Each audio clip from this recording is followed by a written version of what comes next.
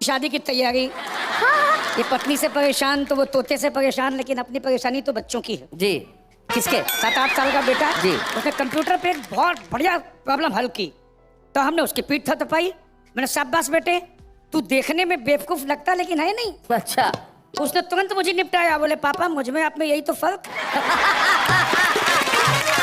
क्या बात है। बहुत अच्छे। रामलीला दिखा के लौटा तो मैंने उससे एक सवाल किया तो बड़ी दूर की कौड़ी लेके आया। बहुत बढ़िया जवाब दिया उसने। हमने उससे पूछा बेटे बता कि कुंभकर्ण एक दिन जगता था 6 महीने सोता था, ऐसा क्यों होता था? बेटा बोला पापा कुंभकर्ण बड़ा महान था, बाहर से राक्षस था भीतर से इंसान था। वाह वाह, बढ़िया बात है। बाहर से राक्षस था भीतर से इंसान था। उसके एक बहन थी, 2 भाई थे, सबके सब बदमाश थे, सबके सब हरजाई थे। बड़ा भाई रावण घमंडी इतना कि खुद को भगवान कहता था। छोटा भाई विभीषण बड़े भाई को मरवा के गद्दी हथियाने की कोशिश में रहता था। वाह। और बहन सूर्पनखा दिन भर आवारा लड़कियों की तरह गली गली में डोलती थी, और जहां कहीं लक्ष्मण जैसा खूबसूरत नौजवान दिखता था शादी करोगे ये बोलती थी। जी। पूरे खानदान का चरित्र देखकर बेचारा कुंभकर्ण भीतर ही भीतर रोता था। ये सब कुछ ना देखना पड़े इसलिए एक दिन जगता था, 6 महीने सोता था। इसलिए एक दिन जगता था, 6 महीने सोता था। आपको अनुभव बताता हूँ, जब मुझे नौकरी की तलाश थी तो मैंने हिंदी में पीएचडी की तो मुझे लगा मैं हिंदी का अध्यापक बन जाऊं। एक कॉलेज में मैं इंटरव्यू देने गया, कैसी कैसी स्थितियां हुई मैं आपके आनंद के लिए बताता हूँ। बताइए। जब मैं देने पहुंचा इंटरव्यू, वहां पर बेरोजगारों की बड़ी लंबी थी क्यू। 12 बजे के बाद मुझे अंदर बुलाया गया। इंटरव्यू कमेटी के सामने जमीन पे बिठाया गया। एक ने पूछा पढ़ाई की कितनी सीढ़ियां चढ़े हो, अर्थात कितने दर्जा पढ़े हो। मैंने कहा एमए किया है। बोला ठीक है, लेकिन ये बताओ बीए का इम्तिहान क्यों नहीं दिया? मुझे हंसी तो आई लेकिन मैं हंस नहीं पाया खुलकर। मैंने कहा एमए बीए के बाद ही आता है सर। अगला सवाल तो उसका बहुत ही टाइट था। बोला एमए में कितने विषय थे और कौन सा साइड था? अच्छा। मैंने कहा सर एमए में एक ही विषय होता है और बेरोजगार आदमी साइड के लिए नहीं सोसाइटी के लिए होता है। क्या बात है, वाह। मैंने सोच लिया कि ऐसे बेवकूफों के साथ हम कोई रिस्क नहीं लेंगे। अब जो भी सवाल किए जाएंगे उसके उत्तर कुछ उल्टे सीधे देंगे। अच्छा। तो प्रिंसिपल ने कहा महाकवि जयशंकर प्रसाद के बारे में क्या जानते हो? जयशंकर प्रसाद जी। उन्हें किस कोटि का कवि मानते हो? मैंने कहा सर जब शिवरात्रि के दिन शंकर जी के जयकारे लगाते हुए जो प्रसाद चढ़ाया जाता है वो जयशंकर प्रसाद कहलाता है। तो प्रिंसिपल बोला बातें मत बनाओ, कोई मंत्र आता हो तो सुनाओ। तो मैंने मंत्र सुना, ओम छू काली कलकत्ते वाली तेरा भजन जाना खाली, खप्पर में कहे सब खाए मसान में लेटे सैयद शेख मुगल पठान, अठवा गठवा नक्शे तैल जिंद बांधे असली जिंद कावे, जानवर की बूटी इनाम पावे, ओ भूत के भाई चुड़ैल के चाचा, ओम छू बाचा छू बाचा छू बाचा। क्या बात है। भाई ने अभी एक बात कही कि मैं अभी सो छोड़ के जा सकता हूँ, तो मेरे को ये अच्छी बात नहीं लगी। चाहे मैं दुनिया छोड़ के चला जाऊं लेकिन इनको छोड़ के नहीं जाना चाहिए। How sweet. उसका कारण ये है कि हास्यरस का भर घड़ा ये छोड़कर मत जाइए, और दिल जुड़ा है नेहा से तो तोड़ कर मत जाइए। शैलेश जी आपसे इतना निवेदन है मेरा, वाह वाह क्या बात है, सो छोड़ कर मत। तुम इतना कहते हो वाह वाह कौन छोड़ रहा है? आप तो इसी तरह यहाँ कविताएं दे जाइए, और आपको ये इतनी पसंद हो तो अपने घर ले जाइए। बहुत बढ़िया बात कही जी। एक बच्चे ने पूछा कि दद्दू फल कौन सा अच्छा लगता है? मैंने कहा भैया ये आध्यात्मवादी बात है, 4 अवस्थाएं हैं इसलिए 4 प्रकार से बताता हूँ, सुनिएगा। कि प्यारे लगे मन में कभी बेशक बेहद बेर बनारस बारे, बेरे के बाद में नींबू व नींबू के बाद में संतरा पे मन हारे, संतरा बाद सुहाने हैं आम सुडोल करे कल मीरत नारे, आम के बाद है मौसम में आखिरी सिर पे पपीता लगे। एक पारिवारिक स्थिति में छंद पढ़ रहा हूँ जी। कि आधुनिक बहू ने सासू माता को फोन किया, अम्मा जी सभी को याद है आपकी सताई है, अच्छा।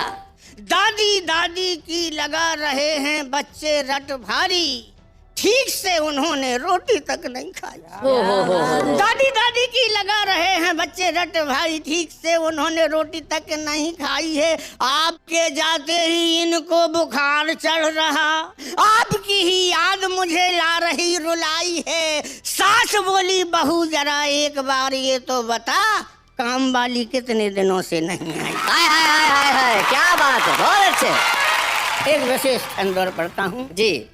कि बाग में सरोवर में सरिता में ढूंढा तुझे, कहीं नहीं मिला मैंने ढूंढा हार हार के। बाग में सरोवर में सरिता में ढूंढा तुझे, कहीं नहीं मिला मैंने ढूंढा हार हार के। साधु सज्जनों से पूछा, चक्कर लगाए खूब तेरे लिए, मंदिर मस्जिद गुरुद्वारे तेरे लिए चक्कर लगाए खूब, मंदिर मस्जिद गुरुद्वारे के। पड़त ना चैन याद आए दिन रैन, पड़त ना चैन याद आए दिन रैन, मुझे पल पल बीते सदियों से इंतजार के। और ढूंढने से ना मिला तो खुद दर्शन दे दे, 10,000 रुपये लौटा मेरे उधार के।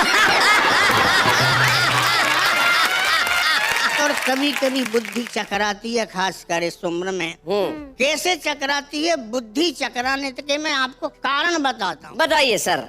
लेटता था उठता था, उठ कर बैठता था, बैठ कर सोचता था, बुद्धि चक्कर आई। ओहो, लेटता था उठता था, उठ कर बैठता था, बैठ कर सोचता था, बुद्धि चक्कर आई है। बुद्धि चक्कर आई, ना ही भांग तूने खाई, ना ही चिल्ला में चढ़ाई, ना ही आंख ही लड़ाई, कर्ज की कड़ाई, ना ही किसी से लड़ाई, ना ही फिक्र समाई, नींद कैसे नहीं आई है। भोर हुई भाई बात उषा ने बताई, तूने खाट तो बिछाई, मच्छरदानी ना लगाई। और जिस कविता के लिए विशेष रूप से कहा जा रहा है, ये श्रृंगार के माध्यम से अपनी हास्य की कविता है जी। श्रृंगार रस में देखते हुए, ललचाई नजरें फेंकते हुए, श्रीमती ने कहा, टेसू दहक रहे हैं, आम महक रहे हैं, बागों में बहार है, रंगों की फुहार है, भौरे गुनगुना रहे हैं, रस भले रसीले गीत गा रहे हैं, कलियों के अधरों को चूम रहे हैं, गुलमोहर शराबी के समान झूम रहे हैं।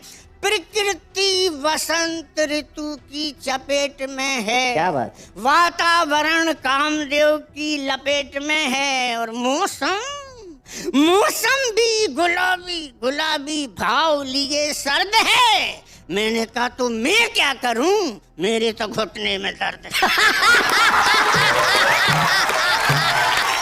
मैंने कहा तो मैं क्या करूं, मेरे तो घुटने में दर्द है। उसने कहा कमाल है, इन मौके पर ये हाल, चंचलता की जगह जड़ता है, चंचलता की जगह जड़ता है, मेरी भावनाओं का घुटना दिखाई नहीं पड़ता, अपनी टांग का घुटना दिखाई पड़ता है, अपनी टांग का घुटना दिखाई पड़ता है। इतना भी नहीं देखते, मिलन का त्योहार है, अनंग की ललकार है, हंसी है, ठिठोली है, मस्ती भरी होली है, सरसों मस्तानी है, कोयल दीवानी है, खुशियों के हल्ले में अपने मोहल्ले में बूढ़े भी फूले हैं, मटकाते कूले हैं, छोरों को साथ लिए द्वार द्वार जाते हैं, मिलन गीत गाते हैं, सोता मन जगता है, देख उन्हें लगता आओ रोमांस करें, हम तुम भी डांस करें, धरती पर प्रेम भरी छाई हुई गर्द है।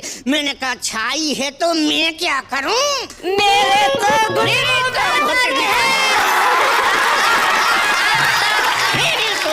में दर्द है। बार बार अलाप रही बसंत की धुन, जरा सी अक्ल है तो मेरी बात सुन जी। बाल बच्चे हो गए जवान, आयु के अनुसार तुझे होना था रामायण की चौपाई, और तू बन रही है उमर खयाम की रुबाई। और अधिक नाटक नहीं देख सकता, घुटने में दर्द जरूर है, पर मैं तेरे सामने अपने घुटने नहीं देख सकता। हाय हाय हाय, बहुत अच्छे। घुटने में दर्द जरूर है। और दोस्तों, घुटने की दर्द की कविता लेकिन भारतीय संस्कारों से नारी के सम्मान की अस्मिता की रक्षा करते हुए कविता का समापन करता हूँ।